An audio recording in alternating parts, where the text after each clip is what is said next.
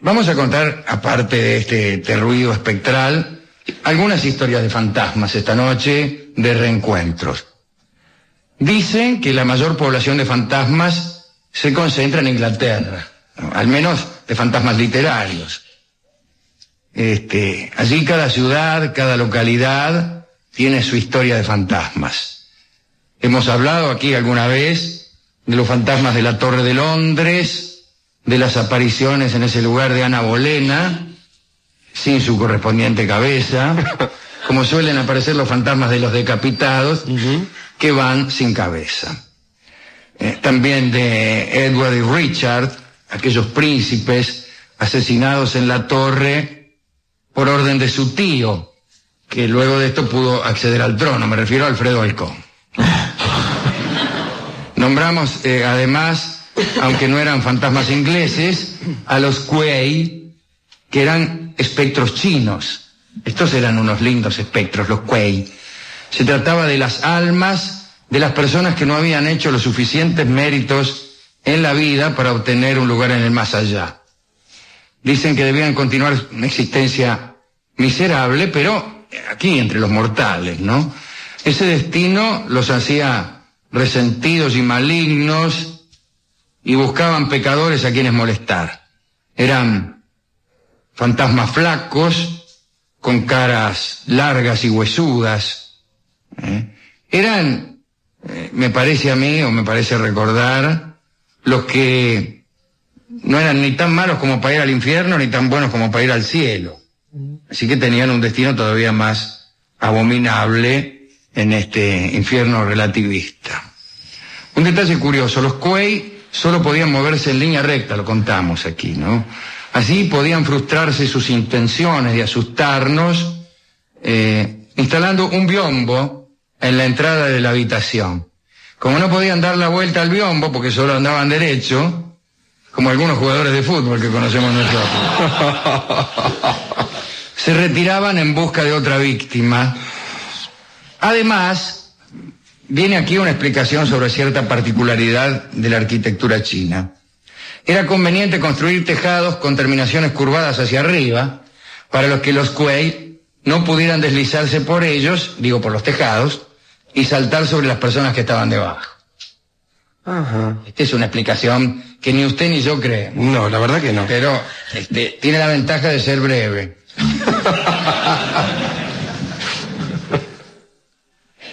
Pero bueno, hoy vamos a hablar de apariciones, de otras, no contempladas todavía en este programa, de otras apariciones, digo, pero siempre en Inglaterra, o mejor dicho, al revés, porque no estamos en Inglaterra, vamos a decirlo bien. Vamos a hablar de apariciones inglesas que todavía no han sido elucidadas en este programa. Primera aparición. Llamaban Ankou a unos fantasmas de la Bretaña medieval. Eran espectros de guerreros muertos en batalla. Presagiaban la muerte de quienes los veían pasar. Los Ankou caminaban en el más absoluto silencio, siempre con la cabeza inclinada, nunca le veías el rostro, y uno se daba cuenta de la presencia de los Ankou cuando estos ya habían pasado. Entonces, cuando uno se daba vuelta para mirarlos, los Ankou se desvanecían y entonces el caminante sabía que él o algún ser querido moriría pronto. En el siglo XVII, el espectro del duque de Buckingham, vestido con armadura, esta es otra, los Ankou ya está, eran fantasmitas y no más. Ahora que voy a tomar un poco de agua. Ahora otra. Esta en el siglo XVII, las otras en la Edad Media. El espectro del duque de Buckingham, vestido con armadura, apareció 3 veces corriendo por los palacios de Windsor a un aterrorizado sirviente llamado Stephen Parker.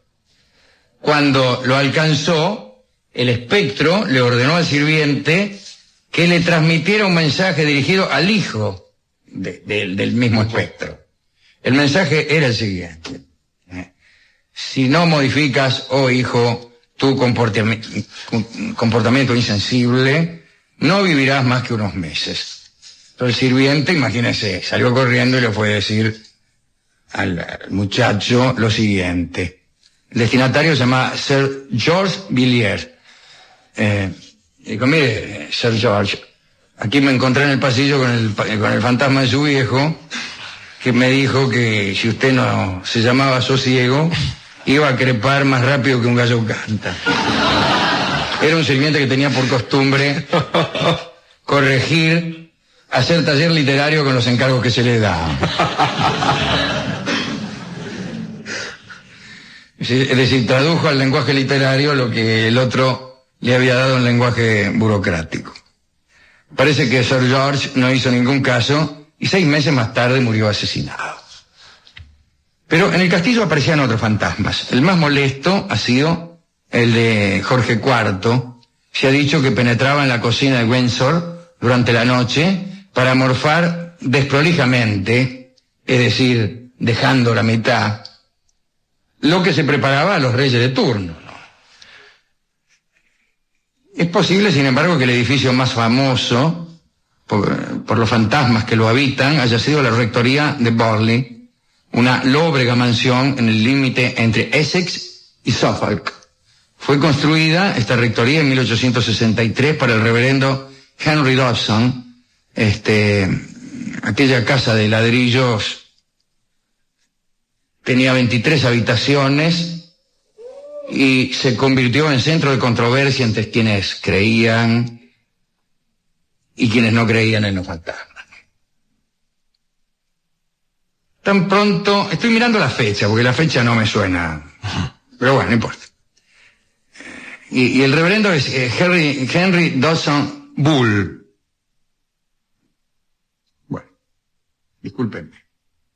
Pero voy a contar la historia de esta rectoría de Burley. Parece que cuando la familia Bull se mudó a la casa, comenzaron a suceder cosas extrañas. A la noche oían pasos, se movían solas las campanas, se escuchaban conversaciones, es decir, sin que se vieran los conversadores, ¿no? También se oían canciones en el mismo sentido. Uno de los 14 hijos del reverendo se despertó una noche al sentir una bofetada. Otro vio a un hombre alto vestido con un traje pasado de moda al pie de su cama. Otros vieron un carruaje fantasmal tirado por caballos espectrales. Y aquí nos encontramos con otro asunto que no abordaremos, solo señalaremos, que es el de los fantasmas de los animales. Hay caballos espectrales. ¿Cómo es un caballo fantasma? Porque un fantasma es el fantasma de alguien, generalmente. Sí. De alguien que en vida fue un señor, o una señora, o decir un ser, un vivo. En general se considera que un fantasma es un nuevo estado de alguien que se ha muerto. Soy, para serle sincero, un fantasma, compañero. Que está, pero ya se ha ido. Dice, no sin cierto ingenio. Sí, un estilito muy lindo, Ahora bien, quiere decir que cada fantasma tiene identidad. No hay fantasmas, salvo que, claro, que uno no esté anoticiado, pero no hay fantasmas de nadie. Bueno, ¿qué caballo era ese? Pregunta, ¿el fantasma de un caballo es de el caballo? ¿Del caballo platónico? Diría Platón, el fantasma del caballo platónico es el que usted está viendo. Son los del hipódromo de Palermo, esos son los fantasmas de los caballos platónicos, dice Platón, regresando del más allá y objetándome. Yo digo, acepto esa objeción y hasta discuto con él que yo mismo la he inventado. Me dice, tonto. No está mal eso, ¿no? Bueno, dejo abierta para espíritus más capaces que el mío esta discusión. ¿A quién pertenece el fantasma de un caballo? ¿A un caballo así, en abstracto, o a tal caballo? A Penny Post, Sí, Rocinante. claro. Bueno. Pero bueno, todas estas cosas pasaban en esta rectoría de Borley. El hecho es que en 1943 el terreno donde se levantaba la rectoría fue excavado y allí se encontraron cientos de esqueletos de las víctimas de la peste de 1665. A ello, por supuesto, se atribuyeron las rarezas, como si esta fuera una explicación científica. Ah, claro, como allí habían enterrado a tantas personas, había fantasmas. ¿Cómo ¿Qué significa esto? Allí donde se enterraren muchas personas, ¿aparecerán los fantasmas? ¿Firmado en el Instituto Pasteur? Bueno, no me gustó esta historia. Esta no es una historia de fantasmas. A ver, esta les va a gustar. Porque es en Yorkshire y hay un castillo que pertenecía a Lord William Gloucester. Este castillo databa del siglo XII, donde los fantasmas eran serios. Estaba habitado por un fantasma. Todas las noches, atiéndanme en esta historia que es extraordinaria. Es la mejor historia de fantasmas que oí nunca. Todas las noches por aquel castillo que databa del siglo XII, se paseaba un fantasma emitiendo siniestras quejas y luego este fantasma se dirigía a las habitaciones de Lady Gloucester, después de lo cual desaparecía a través de la pared. Se decía que era un caballero del siglo XVI, que había estado enamorado de una de las, o mejor dicho, de una de las antiguas moradoras de la casa, una antecesora, por cierto, de Lord William, y que una noche se había introducido en el castillo con la intención de violarla. Fue muerto por uno de los hombres de la guardia cuando pasaba por uno de los pasillos y había sido condenado por la justicia divina a volver eternamente a aquella mansión que había pretendido ofender. En realidad él no había pretendido ofender a la mansión, sino a Lady Gloucester. El caso es que desde el siglo XVI el fantasma andaba por ahí todas las noches y volvía al interior de su muro con un grito horrible. Parece que unos guardias lo habían seguido y lo habían oído jadear, repito, jadear, suspirar y quejarse. No repito, sino que corrijo. Cada vez que un Gloucester se casaba, nadie olvidaba de advertir a la novia la presencia del fantasma, ya que, como recordaremos, pasaba justamente por el cuarto de Lady Gloucester, cualquiera fuera esta, y advertían también a la chica la sorpresa que sentiría al oír que los gritos se acercaban a su habitación, ¿cierto? Generalmente la joven empezaba a temblar, pero según cuentan las crónicas, pronto se acostumbraba al fantasma y parecía que ya no le prestaba demasiada atención. En enero de 1791 sucedió algo que fue esto. Una noche en la que había permanecido más tiempo del acostumbrado en su gabinete, Lord William Gloucester, el Lord William Gloucester de 1791, ¿no?, oyó al fantasma pasar por el pasillo gimiendo. Estaba el tipo escribiendo ahí, William Gloucester, y pasó el fantasma. Muy impresionado, Lord William permaneció un instante sentado en el sillón, pero después se avergonzó de su temor. Tuvo vergüenza y abrió la puerta. El fantasma, que parecía deslizarse por el suelo, había llegado ya a la segunda galería. Sir William corrió tras él y a la vuelta del pasillo vio una forma blanca que desaparecía en un muro. Y los gemidos habían cesado. Temblaba de miedo, pero a pesar de eso, Sir William fue hasta el lugar por donde había desaparecido el fantasma y apoyó la oreja con la esperanza de oír los jadeos y los gemidos de los que hablaban las crónicas. Lo que oyó, sin embargo, fue algo muy distinto. Amor mío, decía una voz de hombre, te quiero. Qué alegría acariciar tu cuerpo. Y luego una voz de mujer contestó, también yo te quiero. Y como la voz de aquella mujer fuera precisamente la de su esposa, Lord William Gloucester comenzó a tener graves sospechas. Abrió la puerta y el espectáculo que pudo contemplar lo convenció de su infortunio. Su mujer tenía entre sus brazos al jardinero del castillo. Y entonces Lord Gloucester, furioso, tomó un candelabro, se disponía a golpear a los amantes, cuando su mujer se arrojó a sus pies y le suplicó piedad.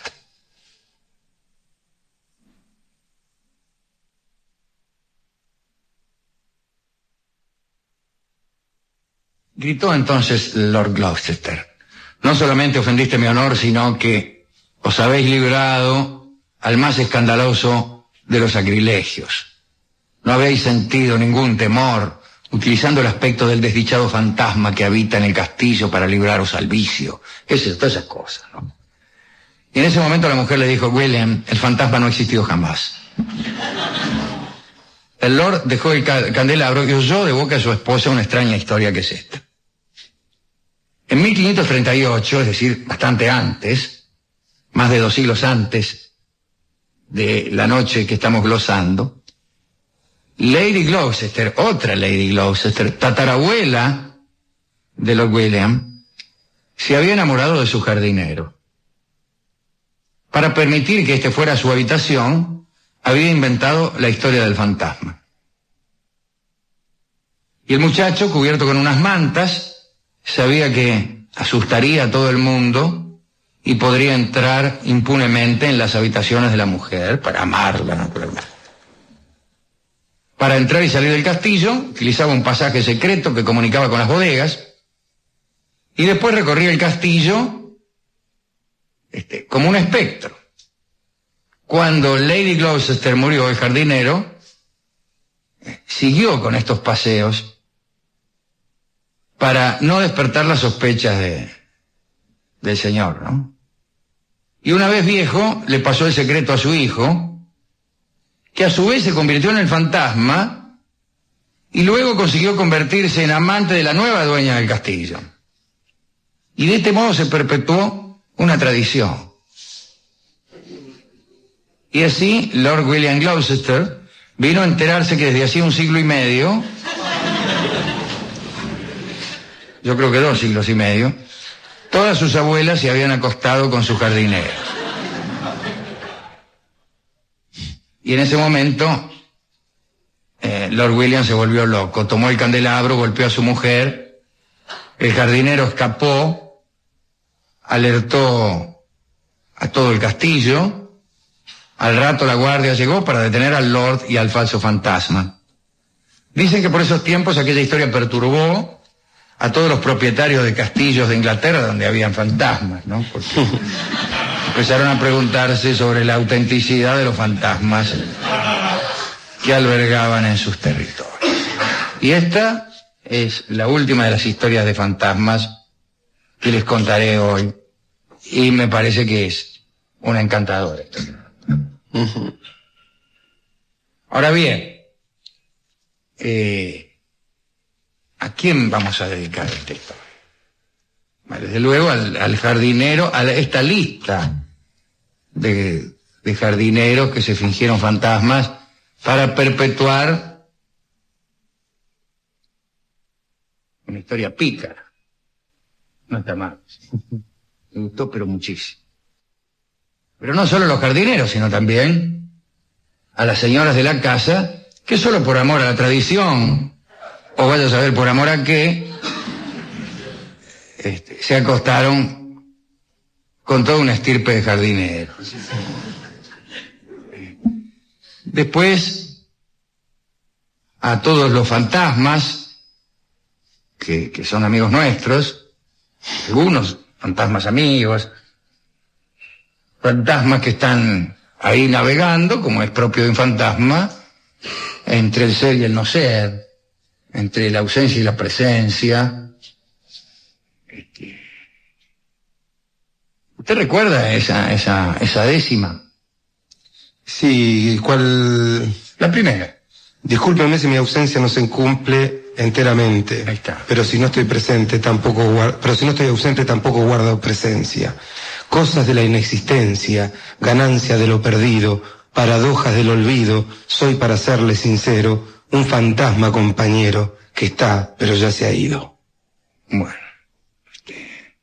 Entonces, para todos los que están, pero ya se han ido.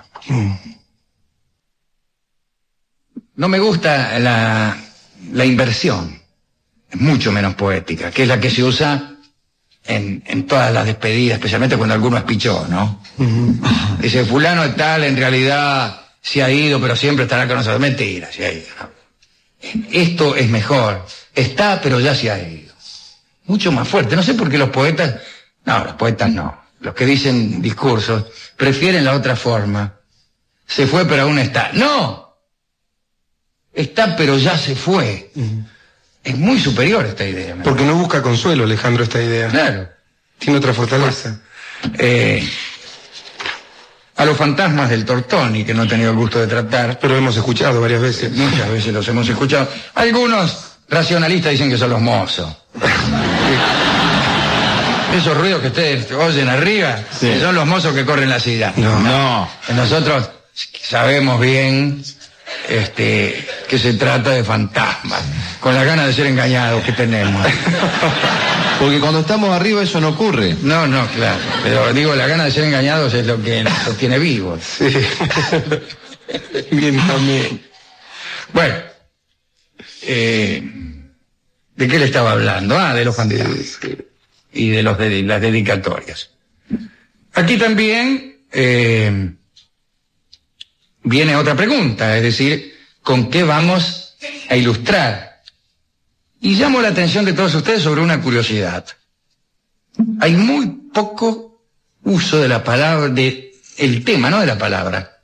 De la palabra también. Fantasma. En el tango. Hay muy pocos tangos de fantasmas. Es raro, ¿eh? A Mansi le gustaba mucho esa palabra. A Mansi le gustaba mucho. Pero es muy, muy raro encontrar tangos sobre el asunto. Se me dirá, también es raro encontrar tangos sobre el voleibol. Sí, mejor. Pero los fantasmas están cerca del tema tanguero, ¿no? Sí, de la poética del tango. Bueno. Quiere decir que no encontramos muchos. Sí, hay muchos con la palabra sombra, que son tentadores. Pero, como hoy hemos hablado de fantasmas muy antiguos, de fantasmas... Claro, todos los fantasmas son del pasado, no hay fantasmas del futuro, extraordinario, ¿no? Quiere decir que la nostalgia y los fantasmas están directamente emparentados. Y además yo tenía tantas ganas de escuchar el tango Nostalgias en la versión de Charlo, que si hoy hubiéramos hablado, por ejemplo, de la invención del pararrayos, también hubiéramos oído. Hubiéramos hablado de Benjamin Franklin y de cómo estudiaba por la noche cuando niño, lo cual hizo pensar a muchos pedagogos que todo niño que estudiara por las noches llegaría a inventar fatalmente el pararrayos. La experiencia, sin embargo, se encarga de decir tan olímpico silogismo, pues es cierto, aunque difícil de creer, que hay muchísimos niños que aún quedándose por las noches a estudiar día tras día, jornada tras jornada, se abstienen entusiastamente de inventar todo pararrayos. Hubiéramos dicho eso, que es un chiste del que no nos privamos nunca, obteniendo siempre la misma nula respuesta. Hubiéramos dicho cualquier cosa con tal de justificar este tango. Vamos a hacer el ejercicio. Los rayos caen del cielo. Los rayos son una comunicación entre el cielo y la tierra. Son como un fantasma. No, claro, no está bien, no funciona. Está para... Si el tango se llamara fantasma. Fantasma, claro. Bueno, entonces borremos. No son como fantasmas. No, hay que vincular el parrayo con la nostalgia, no con los fantasmas. Sí, señor. Me equivoqué. Bueno, no importa. Bien. ¿Bajo qué forma se presenta el recuerdo? ¿Qué otra cosa es la nostalgia, sino una forma dolorosa del recuerdo? Bajo la forma de luces efímeras.